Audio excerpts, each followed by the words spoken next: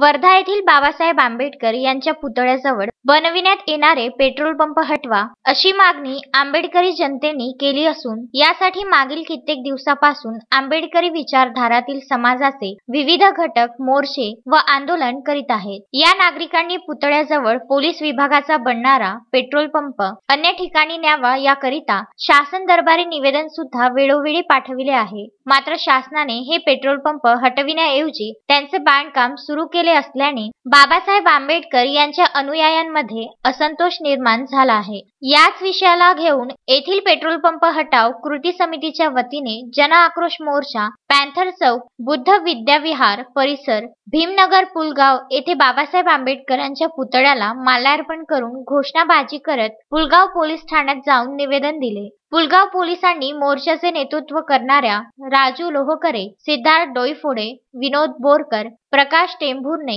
रवी खडसे, सचिन मेंढे यांना अटक केली असून पुढील कार्यवाही पुलगाव पोलीस करीत आहेत। अश्विन शहा, विदर्भ न्यूज, पुलगाव।